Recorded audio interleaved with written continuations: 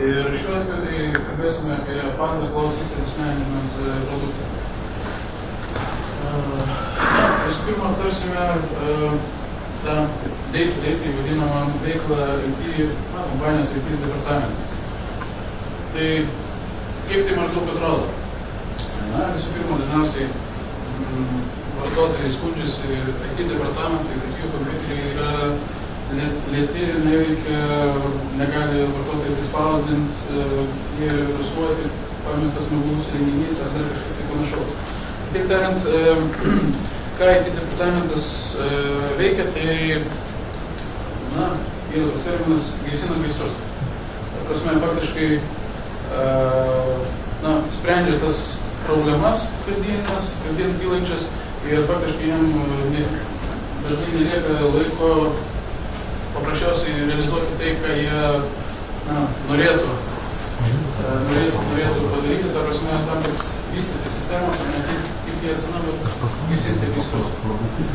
Ir koks dažniausiai būna scenarijus, ta prasme, paprasčiausiai paklausus, iš kur, tarkim, atkeliavo šitas kompiuteris, vartotojas pasako, čia mano asmeninis kompiuteris, man su juo yra pakankamai dirbti. Rimtas argumentas. Kas jam atsitiko? Niekas neveikia. Labai konkretus apibūdinimas problemos, bet labai dažnai pasiteikimas. Niekas neveikia. Faktiškai dirbu ir taisau, nes žinau, kur reikia.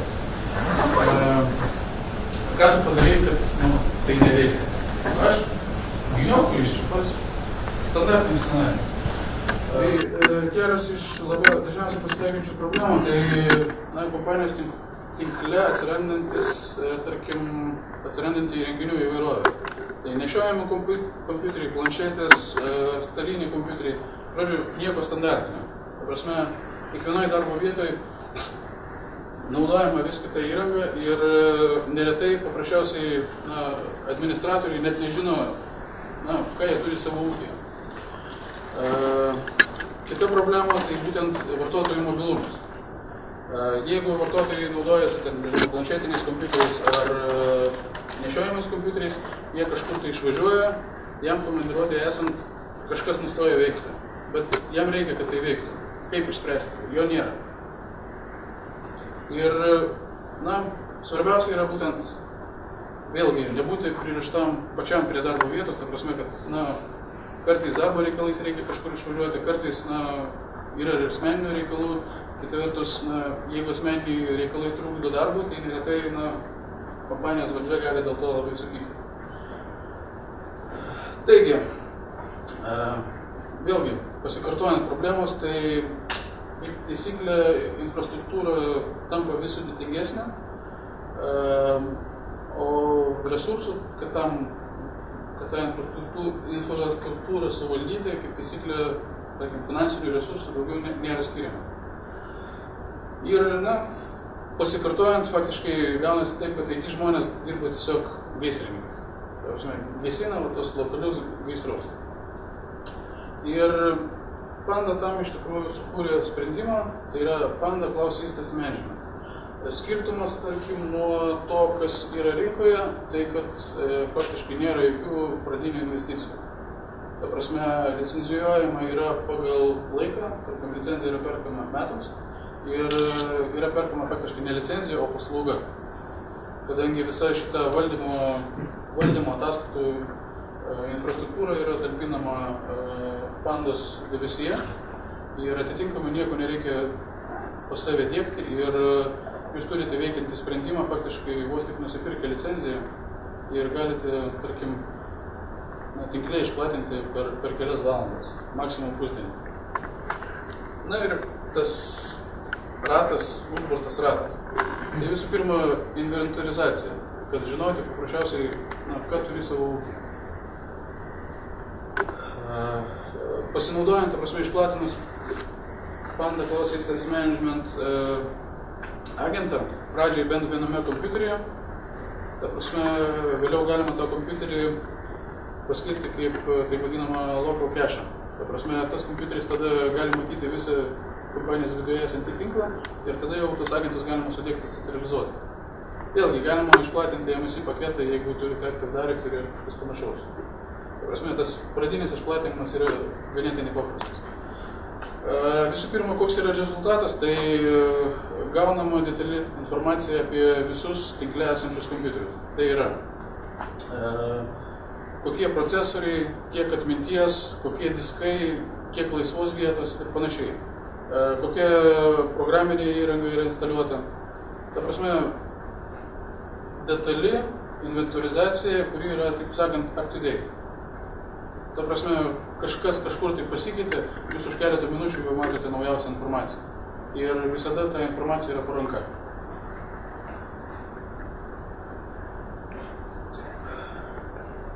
Na ir ką aš ir minėjau, ta prasme, yra tiek hardware inventoriai, tiek ir software inventoriai. Ir jūs galite matyti visą tą programą, tiek geležį, tiek ir programinį įrangą, kuri yra jūsų valdomose kompiuteriuose. Taipogi egzistuoja tas naujų įrenginių matomumas. Ta prasme, kai tinkle yra kompiuteris, kuris atlieka local cache funkciją, tai yra tas local cache, tai jis ne tik tam, kad išplatinti agentą, bet tarkim, jeigu jūs sugalvojate išplatinti kažkokią tai programą visam tinkle. Pavyzdžiui, ten išėjo naujas Firefox'as. Jūs sugalvojate išplatinti. Tai realiai iš cloudo į tą local cache yra nusiunčiamas vienas paketas, o toliau viskas yra išplatinama vidinėme tinkle. Taipogi, paminėsiu, kad tas local cache'as padaro, užtikrina ir tą naujų įrenginių atsiradusių tinkle matomumą.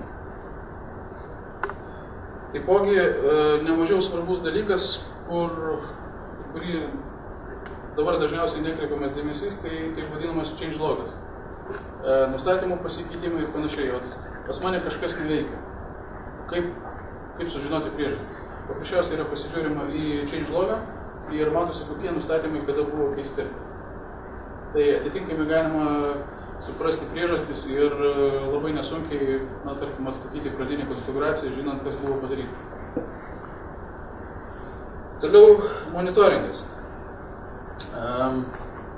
Galima iš tikrųjų matyti visą tą realią situaciją ir įvesti, tarkim, alertus, kai, tarkim, kažkokio tai serverio procesorius ilgiau negu 10 minučių būna apkrautas daugiau negu 80%. Automatiškai yra įsiunčiamas alertas administratoriui, kad, atkreipk dėmesį, kad serveris jau dirba ant galimybių ribos. Tas pats yra su darbo vietom. Ir taip galima monitorinti tiek laisvą vietą diskuose, tiek ramą ir visą kitą. Taipogi galima monitorinti procesus. Ta prasme, jeigu kažkoks procesas sustoja, galima nurodyti, kad būtų siunčiamas alertas, kad kažkoks servisas nėra teikiamas ir į tai reikia reaguoti.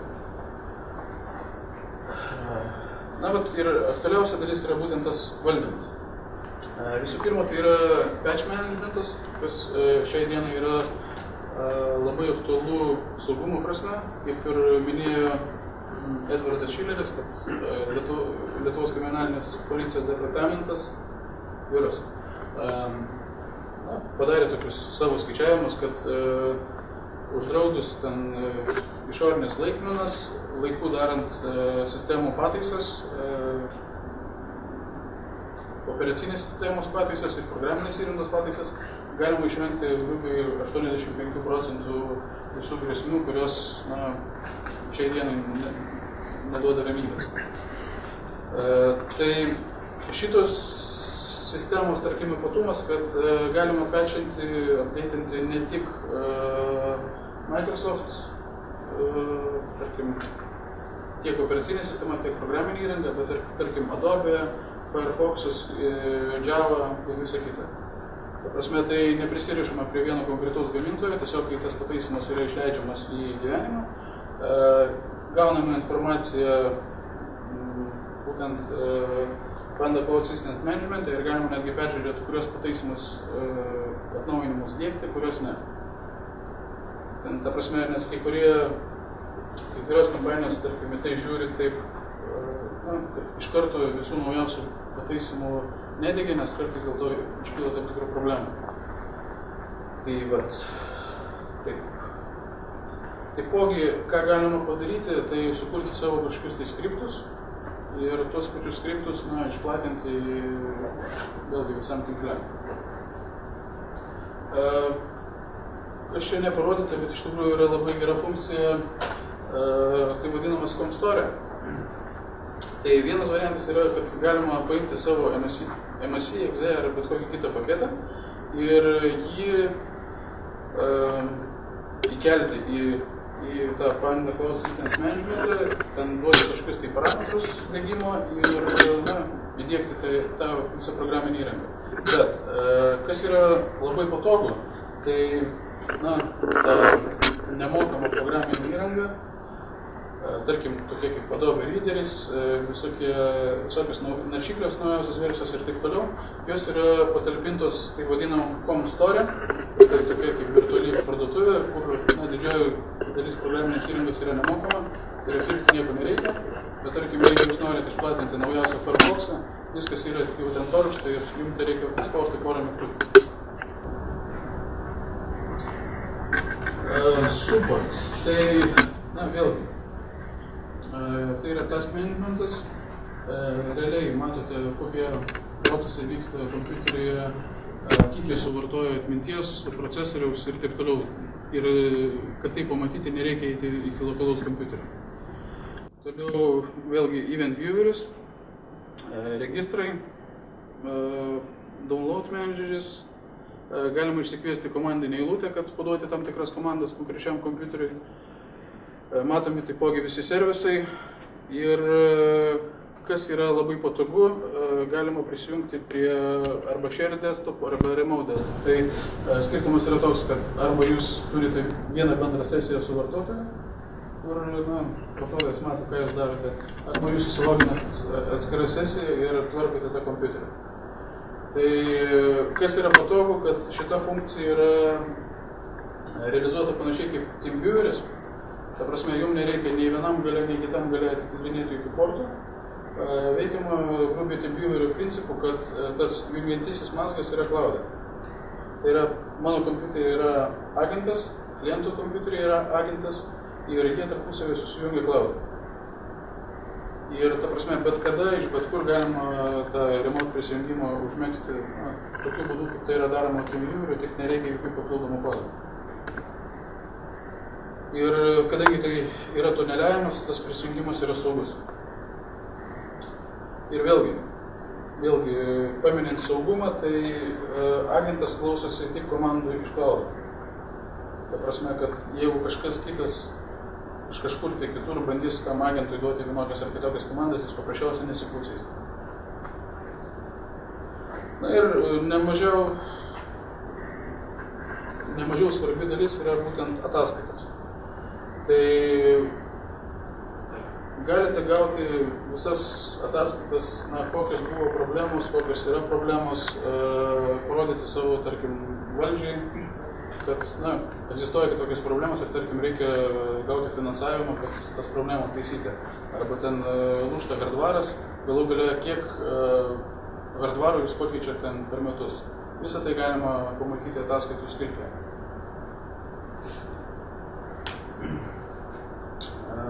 Privalumai. Tai asset management, tai prasme, galima sakyti, inventorizacijos. Čia faktiškai yra kartojasi viskas, ką aš minėjau, bet matoma kiekviena detalė. Prasme, kokie diskai, kokie ramai. Ir galima susiskaičiuoti, kiek ir ko jūs turite ir pasidaryti realiai inventorizaciją. Nes neretai kreipiamasi vien tuo klausimu, kad, tarkim, outsourcas, IT kompanijos yra samdomas tam, kad padaryti inventorizaciją ir surašyti, kas tam momentu yra. Tai pakankamai aktualus klausimas. Ir kas nemažiau svarbu, tai yra būtent programinės įrangos inventorizacija. Nes vienas dalykas, kas yra grėsmė, tai jeigu trūksta licenzijų, kitas dalykas, kas yra lėšų švaistymas, jeigu tų licenzijų kartais būna per daug. Retas atvejis Lietuvoje, bet visgi pasitaiko. Lietuvoje dažniausiai, kad trūksta licenzijų. Na ir sumažinti kaštus, tai būtent galima automatizuoti tos kasdienės užduotis, kadangi pati sistema valdoma iš interneto naršyklės, jokio išankstinio pasiruošimo nereikia, galima sukurti tiek pasikartojančias užduotis, tiek vienkartinės užduotis ir per pakankamai trumpą laiką visą tai išplatinti visam tinkle. Ta prasme, nebelieka jokio to, kaip aš tai pavadinčiau, durno, buko darbo vaikščiojimo nuo kompiuterio prie kompiuterio.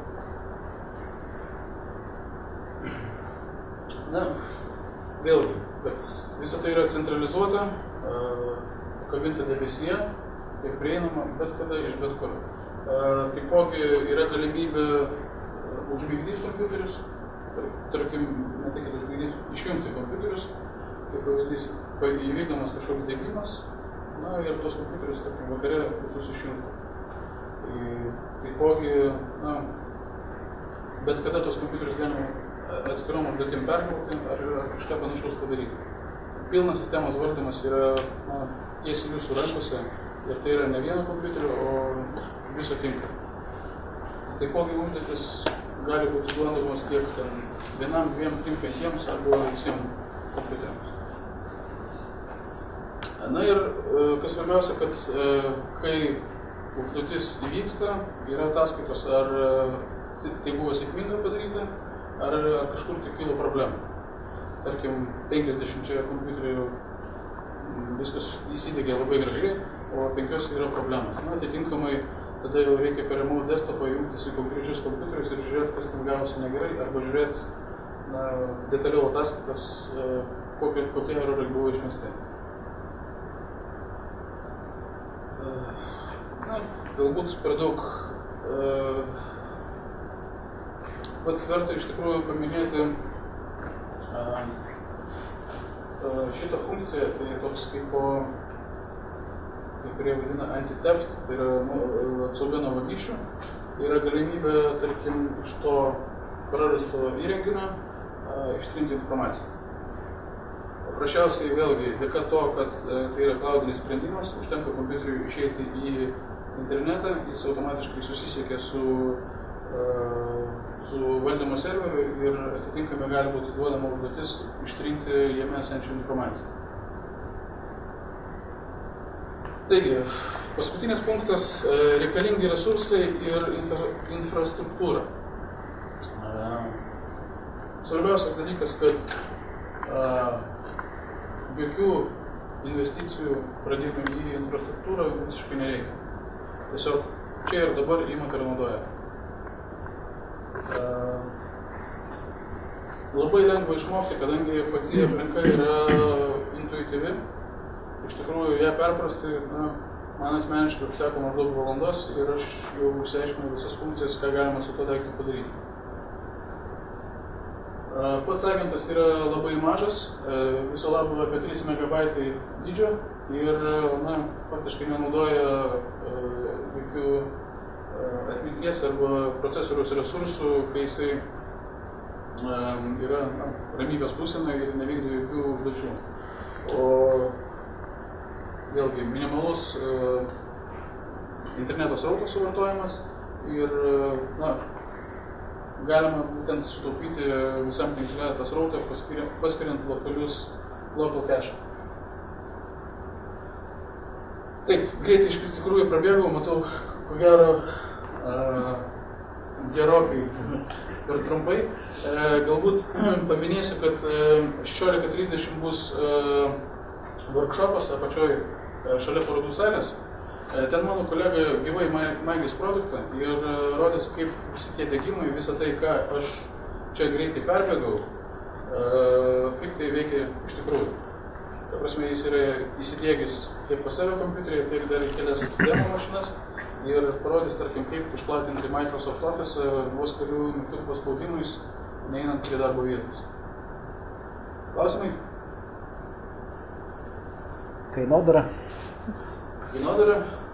Iš tikrųjų galim pasiūlyti labai patrauklę kainodarą, kaip įvedant šitą produktą į Lietuvos rinką.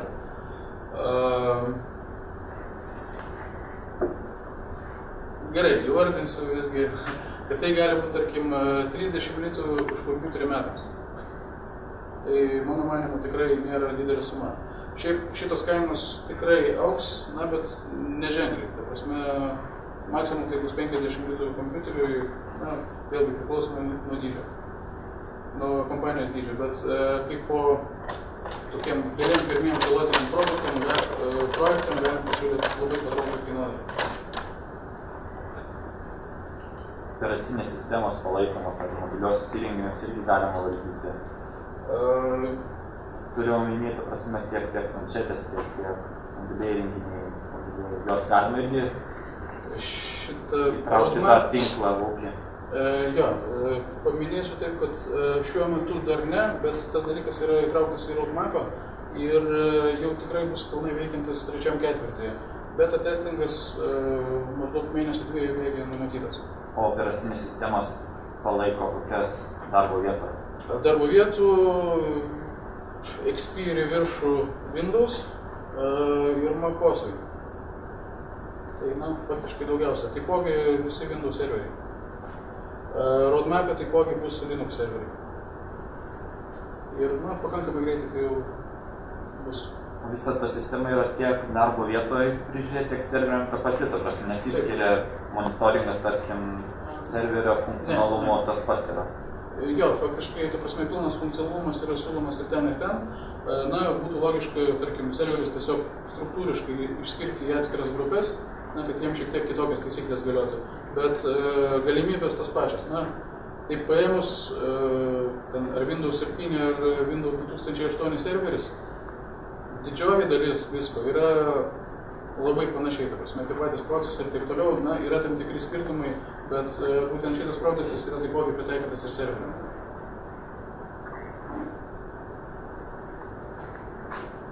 Tai jeigu klausimų nebėra, tai dar kartą pakviesiu 16:30 užeiti pas kolegą į workshopą, pamatyti, kaip tai atrodo gyvai, o šiaip galite arba prie atėję stendo, arba tiesiogiai dabar gauti mūsų kontaktus, paprasčiausiai arba tiesiog parašyti į saugumas@atėję.lt ir parašykite mums, mes jums duosime trial licenciją 30 dienų, tai visiškai nieko nekainuoja, jokių įsipareigojimų, galite išsibandyti ir, na, pamatyti naudą. Tai tokiu atveju dėkoju už dėmesį ir pasimatysim parodoje.